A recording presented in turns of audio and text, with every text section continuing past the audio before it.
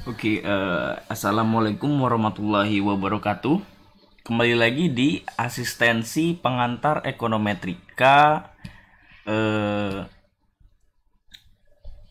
Ini ya, materi-materi akhir ya, yaitu diantaranya di video ini akan membahas tentang multicollinearity.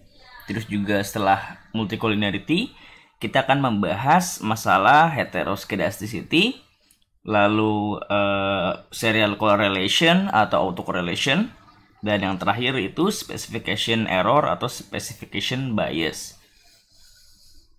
Nah, tapi kalau di asistensi ini lebih ke aplikasinya menggunakan stata ya, lebih ke aplikatif.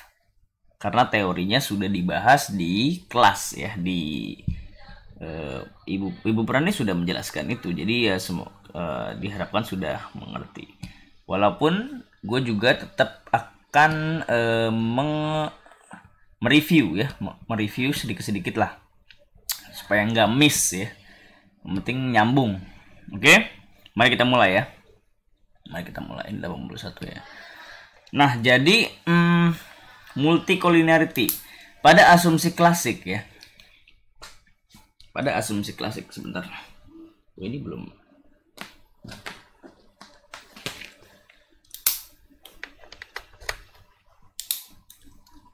Pada asumsi klasik kita tahu salah satu asumsi Gauss-Markov ya, apa untuk menjadi best linear unbiased estimator, salah satunya itu modelnya independent variabelnya itu tidak boleh bersifat perfect multicollinearity.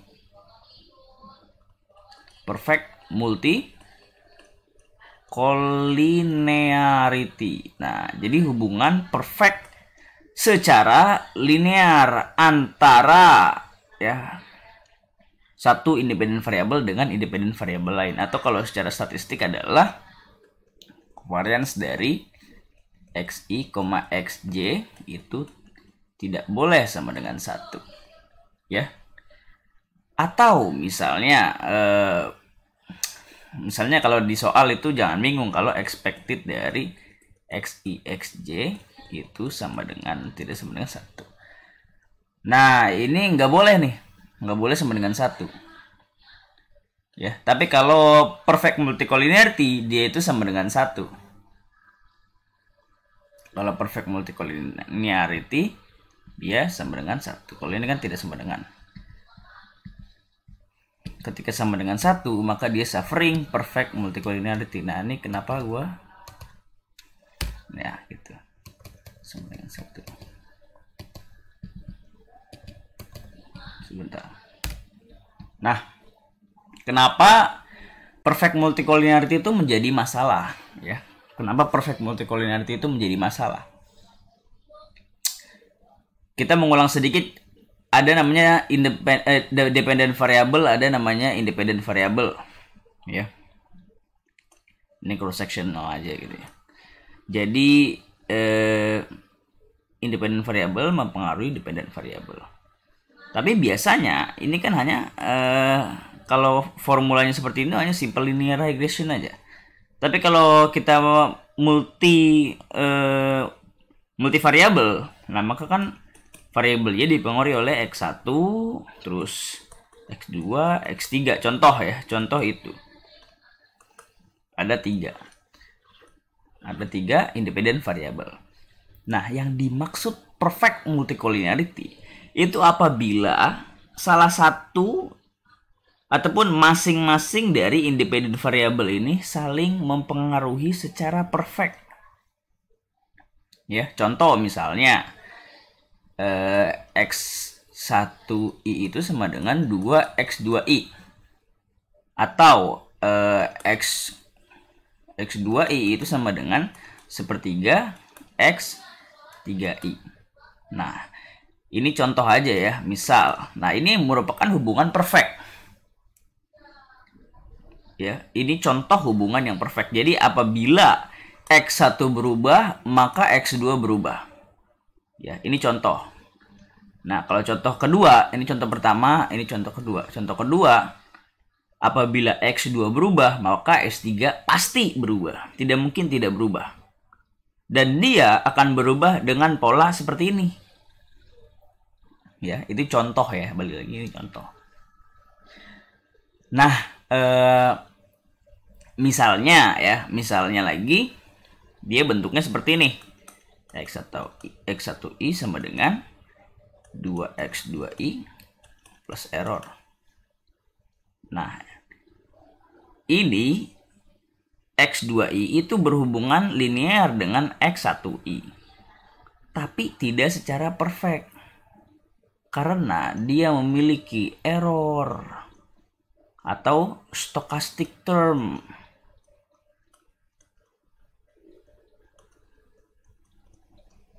Ingat ya, apa itu deterministik atau apa itu stokastik. Karena dia tidak memiliki error ya, maka dia hubungannya deterministik. Sementara karena dia memiliki error, maka dia hubungannya stokastik.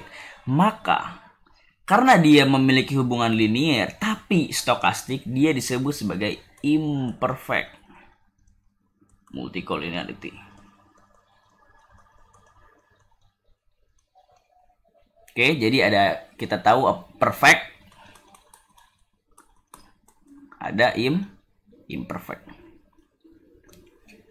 Nah, yang nggak boleh itu yang perfect, ya. Yang nggak boleh itu yang perfect. Nah, lalu muncul pertanyaan, apabila dia imperfect multicollinearity, emang boleh nih memiliki hubungan seperti ini? Kan kalau kita mau menjelaskan X1, maka X2 juga akan berubah. Sama dong, akan berubah juga. Tapi kenapa yang masalah cuma perfect? Kenapa yang imperfect nggak bermasalah? Nah, mari kita akan bahas lebih lanjut di konsekuensi dari multicollinearity.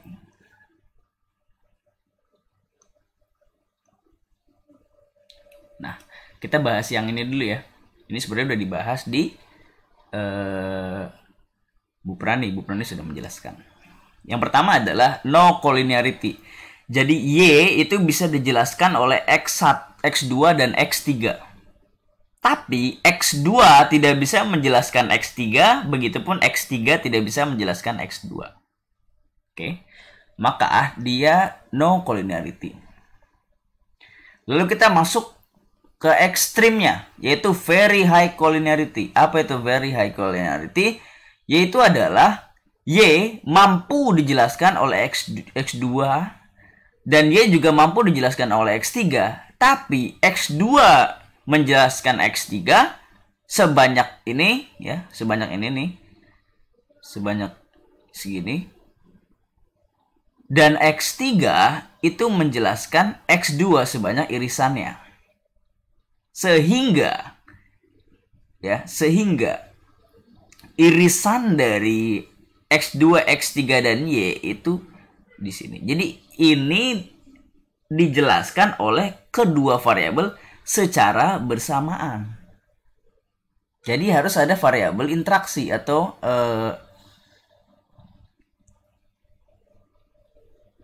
apabila X2 berubah, maka X3 juga berubah, dan apabila X3 berubah, X2 juga berubah. Oke, biar nggak bingung begini. Nggak bingung ya. Konsekuensinya, apabila no collinearity, maka X2 mampu menjelaskan Y, X3 juga mampu menjelaskan Y. Tapi mereka X2 dan X3 tidak bisa menjelaskan satu sama lain. Nah, berbeda dengan very high collinearity ya. Tadi sudah dijelaskan bahwa X2 bisa menjelaskan X3, X3 juga bisa menjelaskan X2, dan masing-masing X2 dan X3 bisa menjelaskan Y. Nah, permasalahannya, apabila we take a partial effect ataupun marginal effect, ya, holding everything else constant dari X2 dan X3 untuk no collinearity, bisa aja. Kalau misalnya kita ingin mencari hubungan X2 terhadap Y, holding X3 konstan, maka jawabannya ini. Ya, maka jawabannya ini. Irisannya tentu. Nah, kalau misalnya kita X3, kita ingin melihat hubungan X3 terhadap Y holding X2 konstan, maka jawabannya ini. Tapi kalau di sini kita nggak bisa bilang bahwa holding everything else constant. Kenapa? Karena X2 itu juga dijelaskan oleh X3 dan Y juga dijelaskan oleh X2 dan X3 secara besar proporsinya. Sehingga kontribusi menjelaskan Y itu kecil dari masing-masing. Kontribusinya kecil gitu loh. Secara masing-masing ya. Ini kan secara bersamaan. Sehingga sulit untuk kita melakukan marginal effect dengan reliable ataupun dengan relevan ya. Jadi sulit. Maksudnya ketika Y kita bilang X2 X3 ya. Ketika kita ingin mencari hubungan X2 menjelaskan Y, maka X3 juga menjelaskan Y. Jadi proporsi dari X2 menjelaskan Y itu kecil. Kenapa? Karena bisa jadi juga sisanya itu dijelaskan oleh X3 secara bersamaan gitu. Jadi nggak bisa, tadi balik lagi bahwa tidak bisa melakukan partial effect dengan baik ya. Ataupun dengan relevan ya, tidak reliable nih, jadi koefisien. Nah, ini kan koefisiennya gitu ya. Misalnya masih membingungkan, oke. Ya harusnya sih nggak membingungkan ya.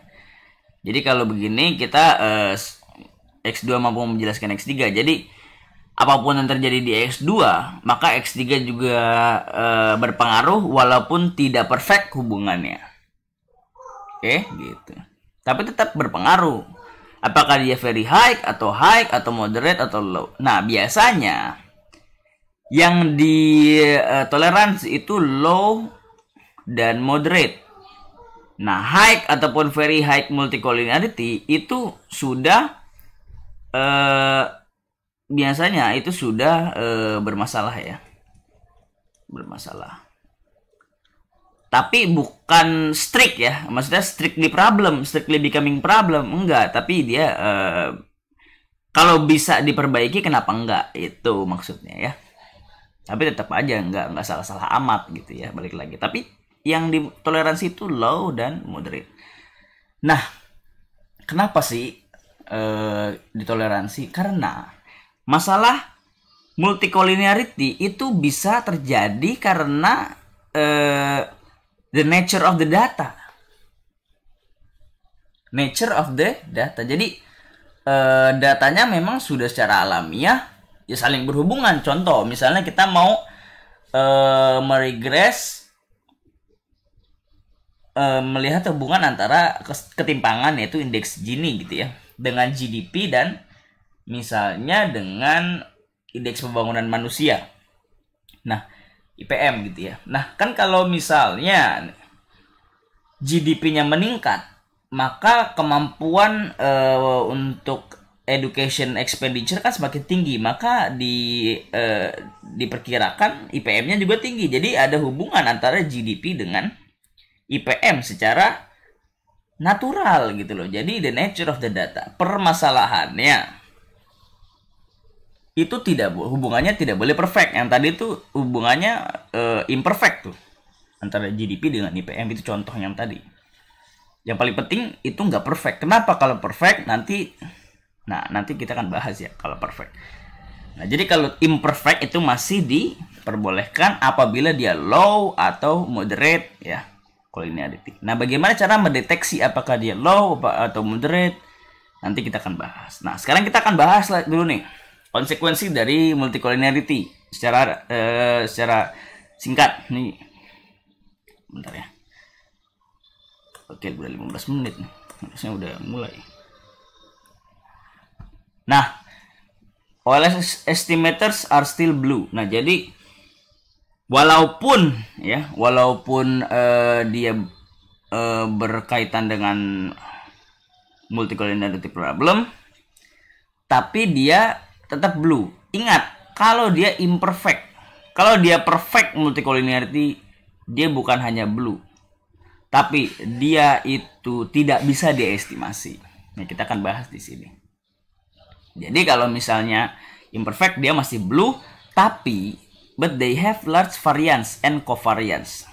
Nah, kalau dia semakin besar korelasinya, maka variance ataupun covariance-nya akan semakin besar. Nah, jadi maksudnya gimana? Jadi gini. Kita bahas di mana nih? Kita bahas di section.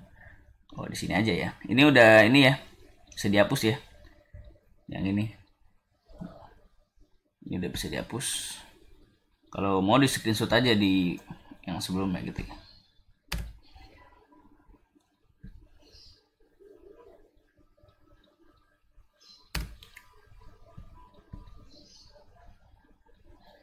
Ya dapatnya cuma itunya doang.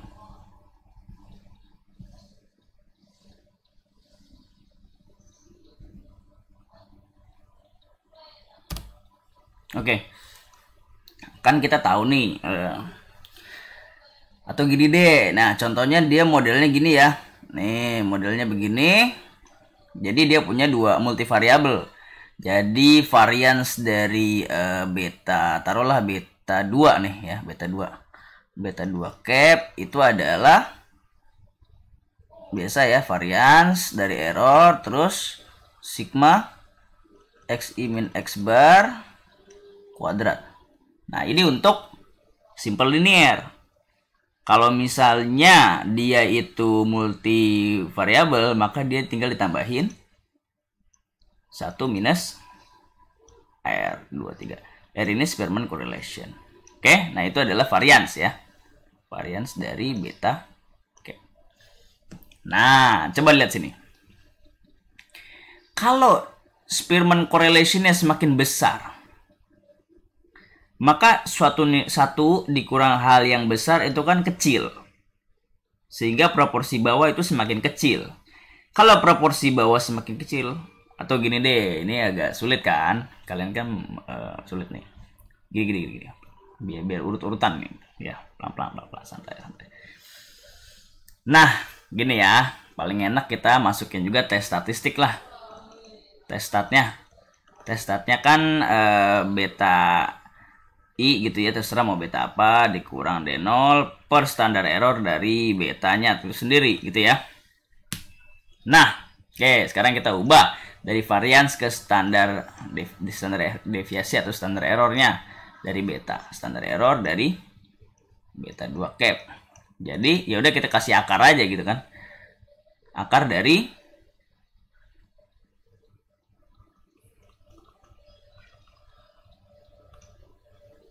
akar dari dia gitu. Kebanyakan ini bisa dihapus sulit ya. Oke, kita jangan variance ya. Jadi standar error dari beta yaitu kan akar kuadrat dari dia kan gitu kan. Dimana-mana standar deviasi itu akar dari variance, akar kuadrat dari variance. Nah, gampang ya. Nah, oke ya. Jadi ini masuk ke sini gitu ya, biar jelas. Sekarang mari kita membayangkan apabila Spearman correlation-nya semakin besar ataupun dia high ya, more high. Jadi more high. Jadi semakin besar Spearman correlation-nya, apa yang terjadi? Oke, by the way, Spearman correlation ini itu adalah R23 itu S23 per S2 S3. Apa nih? Maksudnya standar deviasi 2 dan 3 ataupun covariance dari 2 dan 3 dibagi standar deviasi 2 dan standar deviasi 3. Gitu ya, ini harusnya masih ingat ya di statistika lanjutan. Harusnya masih ingat nih. Nah, jadi ini by the way, ini untuk menghitung seberapa besar hubungan collinearity dari variabel X2 dan X3 gitu ya. Nah, semakin besar hubungan collinearity-nya, jadi more high multicollinearity, maka nilai 1 dikurang nilai ini maka akan menjadi kecil. Nah, maka secara keseluruhan pembaginya itu menjadi nilai yang kecil. Kalau pembaginya kecil, maka hasilnya akan semakin besar. Nah, kalau standar errornya semakin besar, maka kita untuk reject H0 akan semakin sulit. Karena nilai test statnya semakin kecil. Itulah dibilang bahwa large variance and covariance making precise estimations is difficult. Gitu, saudara-saudara. Ya, tuh. As a result, the confidence interval tend to be wider. Therefore, we may not reject. Karena standar errornya semakin besar. Jadi, karena ini adalah X bar, inilah beta cap plus minus. Misalnya T alpha per 2 dikali standar error, jadi dia semakin more wider confidence interval. Jadi sisahan rejection areanya kecil, bos. Jadi semakin sulit untuk reject H0. Nah, gitu ya. Jadi ini masalah dong. Kan makin sulit, nanti banyak variabel yang nggak signifikan, ya kan? Percuma kalau misalnya kita meregress R-square tinggi tapi variabel tidak signifikan, kan percuma. Nah, because of the t-ratio of one or more coefficient tend to be statistically insignificant. Even though some regressions coefficient are statistically significant, the R-square value may be very high. Nah, jadi walaupun banyak yang nggak insignifikan, tapi R-square-nya besar. Jadi R-square itu cenderung disebut overestimate. Kenapa? Karena R-square-nya besar, tapi banyak individual test yang tidak signifikan. The OLS estimators and their standard error can be sensitive to small change in the data. Ya, oke. Ini the OLS estimator and their standard error can be sensitive to small change. Ya, karena balik lagi tidak banyak nih besaran ini perubahan datanya. Kenapa? Karena pertimbangan dari ataupun tetap aja dia ini kan perubahan data nih X min X bar ini, ya kan, untuk mengubah standard error. Tapi dia juga tetap bergantung terhadap correlation ini, ya. Nah, jadi nggak terlalu sensitif.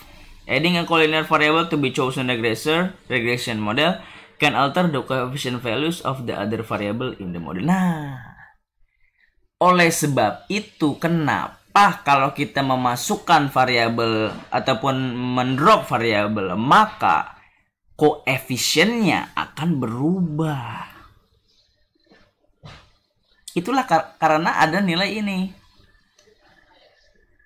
Kalau misalnya variabel ini high, more 2 dan 3 itu high.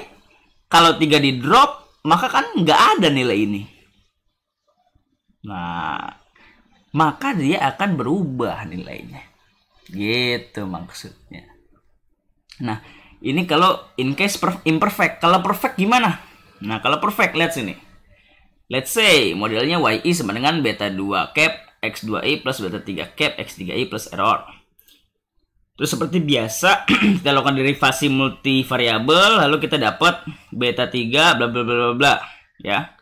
Lalu kita asumsikan X3i berhubungan perfect dengan X2i secara X3i sama dengan lambda X2i, di mana lambda itu non-zero konstan. Jadi dia nilainya non-zero tapi konstan. Lalu kita substitusi X2i kita ganti dengan atau maksudnya X3i, ya, X3i nih, X3i, terus ini X3i, terus ini X3i, itu kita substitusi dengan lambda X2i, ya, lambda kita substitusi, ya, akhirnya lihat nih, ini bisa di zoom nggak sih? Zoom enggak ya, bisa dibesarin. Nah, oke, ya. Ini lihat sini. Lambda sigma y x 2i dikali lambda kuadrat sigma x 2i kuadrat dikurang. Nah, ini lihat nih, lambda sigma y x 2i ya dikali sigma x 2i kuadrat. Lambda dikali lambda kuadrat. Jadi hasilnya 0. Bawahnya juga sama. Sigma x kuadrat 2i dikali lambda kuadrat sigma x 2i kuadrat minus lambda kuadrat. Nah, lihat sini, ini lambda kuadrat ya. Sigma x 2i kuadrat dikali sigma x 2i kuadrat, yaitu sigma x 2i kuadrat dikuadratkan, hasilnya juga 0, sama. Karena nilai yang sama apabila dikurangkan ya 0. Ya kan? Kiri dan kanan kan sama. Jadi 0 per 0. Jadi tidak bisa diestimasi.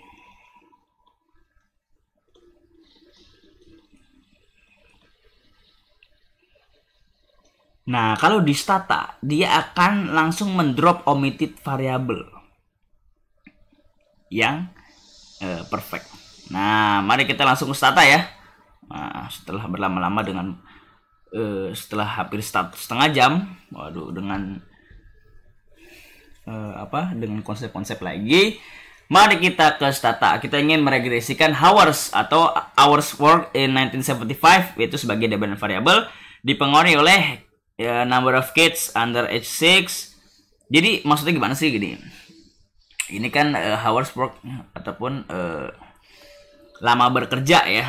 Apakah lama bekerja itu dipengaruhi oleh kepemilikan anak di bawah 6 tahun, kepemilikan anak antara 6 sampai 18, terus gaji jadi ini women's hours ya.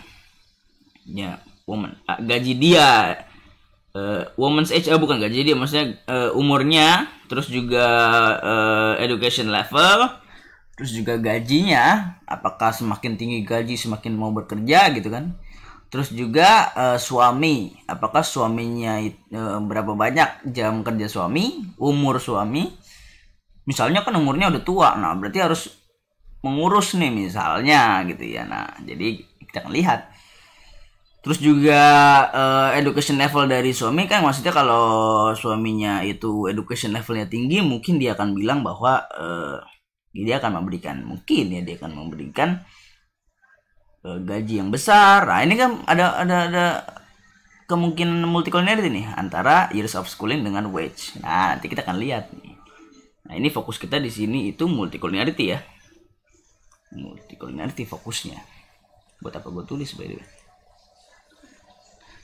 Nah, terus dan seterusnya ya. Variabel-variabel ini kita akan regresikan. Oke, siap. Bersiap sebentar. Buka statanya dulu. Buka data yang gua kasih di link di deskripsi ya. Sebentar.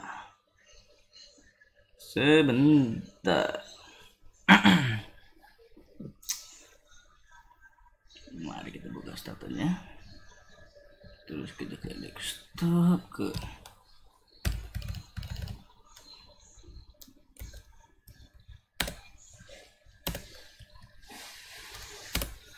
oke.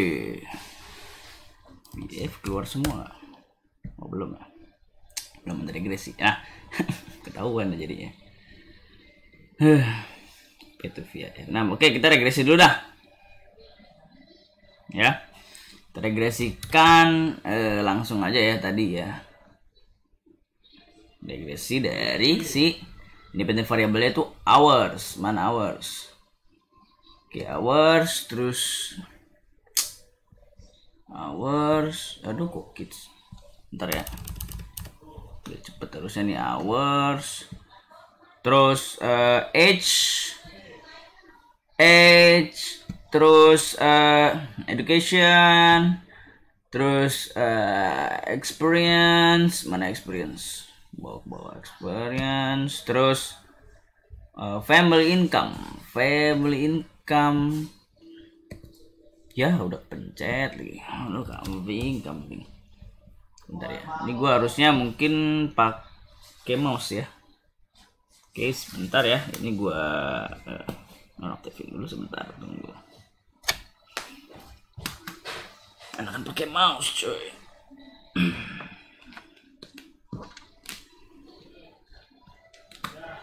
Bentar ya. Mana nih? Good ya. Oke, regresikan tadi ulang. Hours. Terus age. Terus education, terus experience, terus family income, terus further education, terus husband age, terus husband education, terus husband hours of work, terus husband wage, terus kids di bawah 6 tahun ya, terus kids antara 6 dan 18, gaji dia sendiri ya, sambil ikutin ya, gaji dia sendiri, terus mother education, terus yang MTR nih nilai marginal tax rate ya. Nanti kan belajar kalau ngambil analisis kebijakan publik atau ambil ekonomi keuangan negara. Dan unemployment. Oke, udah ya. Nah, mari kita regresikan. Good. Mohon maaf ya, banyak banget nih. Nah, R-square-nya itu 43%, tidak besar-besar amat. Mari kita lihat yang signifikan itu age, experience, terus family income, terus husband hours, husband wage, kids di bawah 6 tahun, wage, MTR, dan intercept. Nah, ada berapa banyak dia? 1, 2, 3, 4, 5, 6, 7, 8 variabel yang signifikan. Ada 7 variabel yang tidak signifikan. Jadi cukup banyak variabel yang tidak signifikan. Nah, jadi itu adalah salah satu cara ataupun salah satu tanda ataupun indikasi adanya multicollinearity problem ya. Jadi banyak variabel yang tidak signifikan. Tapi padahal sudah secara teori dia berkaitan gitu, tapi banyak variabel yang tidak signifikan dan R-square-nya tinggi biasanya, tapi ini nggak terlalu tinggi ya. Nah, cara lain untuk mendeteksi multicollinearity adalah dengan sebenarnya bisa dengan correlation ya. Tapi ini karena banyak banget, kita pakai VIF aja langsung. VIF itu adalah variance inflating factor. Nah, variance inflating factor. Nah, kita belajar dulu dong kalau kayak gitu. Harusnya udah ngerti sih sebenarnya. Tapi oke, kita belajar lagi. Aduh, cabut lagi deh mouse-nya. Kamu ganti-ganti. Oh iya, kita cabut aja ini. Apa ya? Sama tidak mengganggu. Nah, apa itu variance inflation factor? VIF itu adalah 1/1 dikurang R-square 2 dan 3. Kok R-square sih? Apa sih? Bukan R-square. Dia adalah derajat di mana variance dari OLS itu estimator itu inflated karena adanya collinearity. Jadi kita menghitung indikasi dari multicollinearity itu dari VIF, variance inflation factor. Ya, sebentar ya, di mana ini bukan R-square ya, tapi R23 ini adalah, maksudnya bukan R-square yang biasa di sini nih. Ini nih R-square yang ini bukan ya. Tapi ini adalah coefficient of correlation.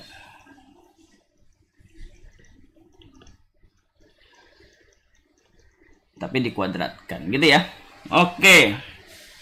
Dan ada term kedua itu adalah tolerance. Tolerance itu 1/VIF. Nah, kalau misalnya dia itu memiliki masalah multicollinearity, maka VIF itu mendekati nilai 10.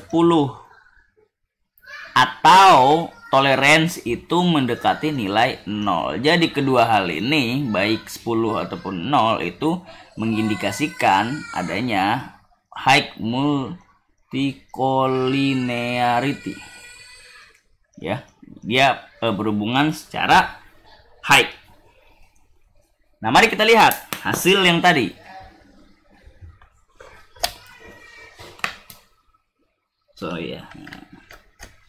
Mari kita lihat hasil yang tadi.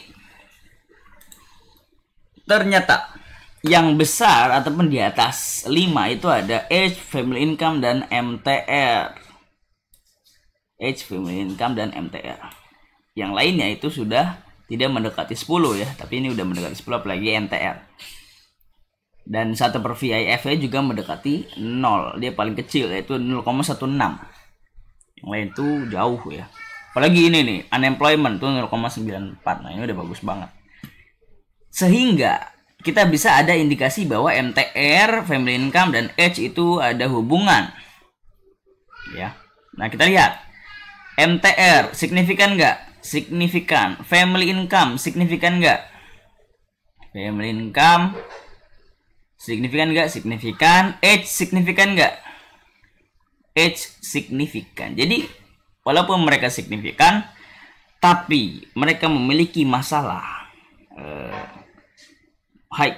bukan high ya, tapi ada indikasi multicollinearity yang cenderung besar, gitu ya. Nah, setelah kita pakai VIF, lalu ada indikasi bahwa dia ada multicollinearity. Nah, lalu bagaimana? Apa yang harus kita lakukan? Ataupun apakah ada cara lain untuk mendeteksinya? Tapi paling mujarab ataupun paling biasa dipakai itu pakai udah ketik aja VIF ya. Komen aja VIF gitu. Ini berapa? 37 masih bisa. Nah, ada beberapa solusi untuk mengatasi high multicollinearity. Nah, solusinya tadi udah dijelaskan sebenarnya dalam konsep ya, dalam penjelasan yang tadi sudah dijelaskan bahwa apabila kita drop salah satu variabel maka akan berkaitan dengan nilai koefisiennya. Sehingga apabila kita drop variabel yang memiliki multicollinearitas itu bisa membuat modelnya menjadi lebih baik, relatif lebih baik. Tapi ingat, hati-hati dengan masalah specification bias. Jadi kalau kita salah mendrop variabel, misalnya variabel yang penting justru yang di drop, maka bisa terjadi specification bias. Bisa jadi R-square-nya drop dan modelnya cenderung menjadi tidak lebih baik. Nah, jadi harus hati-hati kalaupun mendrop variabel. Nah, apa yang harus kita lakukan? Nah, sebelum itu gue mau membahas lagi tentang tadi ya, tentang tentang variance-nya juga, theoretical framework yang tadi ya. Tapi sebelum itu gue ada urusan bentar ya.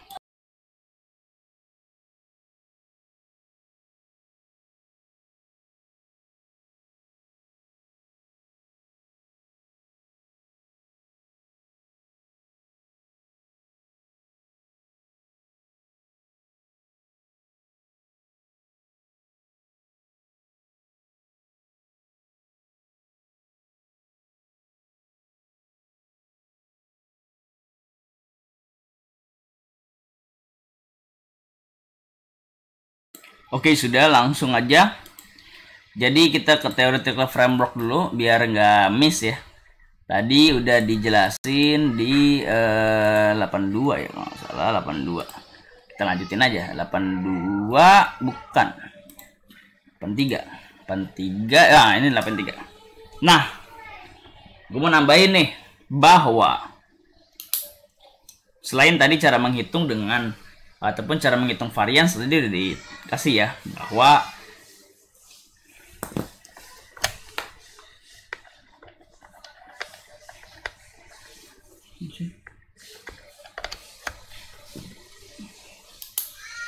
varians dari kita tadi bahas kan varians beta 2 ya. Mana nih? Kok nggak ada nih? Oh, udah ada. Kita tadi bahas varians ataupun standar deviasi dari beta 2 cap. Itu adalah kita tahu tadi ada gini ya. Per Pn xi min x bar dikali 1 minus 23 gitu ya. Oh iya, tadi sorry ya. Kuadrat jangan lupa dikuadratkan. Karena ini varians ya. Tadi juga kuadrat ya. Tadi walaupun standar deviasi ya tinggal diakarin aja gitu. Nah, ini juga bisa kita ubah menjadi ya, kita bisa ubah menjadi ya, karena kita tahu bahwa variance inflation factor itu 1/1 minus R kuadrat Spearman ataupun coefficient of correlation variable 2 dan 3. Nah, jadi kan ini kan VIF nih 1 per ini. Jadi kita bisa ubah menjadi variance dari error per sigma I sama dengan 1 sampai N xi min x bar dikali VI. Oke, itu yang lebih mudah. Nah, misalnya nih, misalnya kita nggak punya, nilai dari VIF, kita bisa pakai apa? Nah, sebentar, ya ini aja dah cukup lah, ya. Ini cukup untuk derivasi. Mari kita balik lagi ke model. Nah, di modelnya ini tadi setelah kita lihat VIF ada kecenderungan high multicollinearity di MTR, family income dan age. Lalu apa yang harus kita lakukan? Tadi kita punya solusi, diantaranya itu mendrop variabel yang bermasalah. Oke. Nah, tapi bisa juga silakan dicoba untuk mendrop variabel yang tidak signifikan. Oke, silakan drop variabel yang tidak signifikan. Jadi hanya rect hours, mana hours ya? Ini kan sebagai dependent variable kita. Rect hours. Terus age signifikan ya, age signifikan. Terus education tidak signifikan, experience signifikan. Terus family income signifikan. Family income.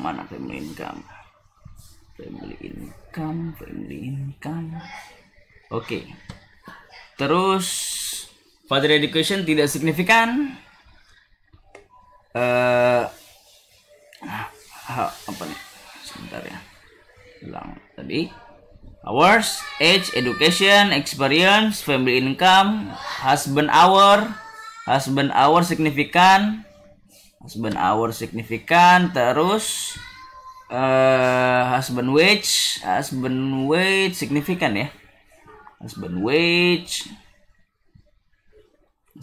signifikan, terus juga kids under 6 ya signifikan ya, kids under 6. Kids under 6, terus kids under 6, terus wage dia sendiri ya, woman wage, terus MTR signifikan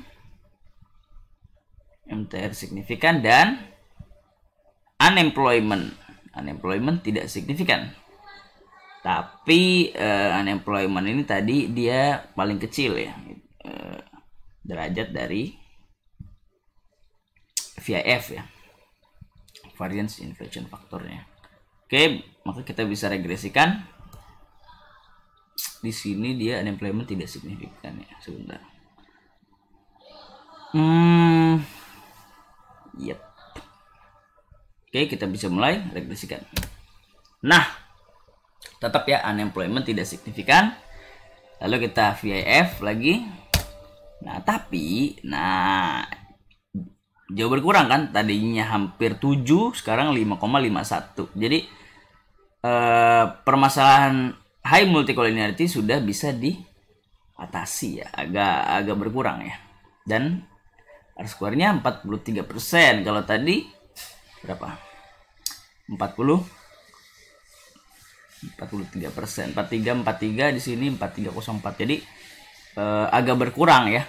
Agak berkurang, tapi multicollinearity-nya berkurang juga. Jadi itulah solusi yang bisa diambil, yaitu adalah melakukan drop variabel yang tidak signifikan. Nah, kenapa demikian ya? Kenapa bisa demikian? Karena untuk yang nggak signifikan, contoh aja nih, contoh. Misalnya adalah ini father education. Nah, father education dan mother education itu kan cenderung berhubungan. Kenapa? Karena kan seperti yang kita tahu di teori ekonomi SDMK ya, di SDMK, bahwa kecenderungan orang menikah itu, ataupun mengutip dari salah satu pakar SDMK ya, namanya lupa lagi. Jadi kecenderungan orang menikah itu dengan tingkat pendidikannya yang sama gitu loh, atau yang tidak jauh berbeda. Jadi father education dan mother education itu bisa di drop. Kenapa? Karena dia itu memiliki korelasi yang tinggi gitu ya. Sehingga kalau di model tadi, model kita tidak menjelaskan hal tersebut. Tapi family income kita masukin, karena bisa jadi family income menjelaskan. Nah, kenapa age? Ya bisa jadi semakin tua semakin nggak ingin untuk bekerja gitu kan. Nanti kan minus tuh. Experience, nah positif. Family income, husband hours. Kalau husbandnya tinggi gajinya, maka dia nggak mau kerja lama-lama ya, jelas dong. Kan udah suaminya kerja sebagai kuda, wah istrinya ya di rumah aja gitu ya. Terus kalau gaji suami tinggi, kenapa harus bekerja lebih lama? Kan begitu, data mengatakan demikian, hubungannya negatif. Dan yang paling penting juga ini ya, kids. Ya kalau udah punya anak ya kerja aja lama-lama ya. Kenapa? Karena ya kalau termakan waktu untuk mengurus anak, pagi misalnya mengurus anak, terus juga nanti juga pulangnya. Jadi maksudnya tuh secara statistik negatif ya. Koefisiennya negatif, gaji positif, MTR negatif, unemployment negatif, tapi tidak signifikan. Gitu aja ya. Multicollinearity ini cukup singkat. Seterusnya. Selanjutnya itu materi tentang heteroskedasticity. Lalu setelah heteroskedasticity itu autocorrelation ataupun serial correlation, dan terakhir itu specification bias.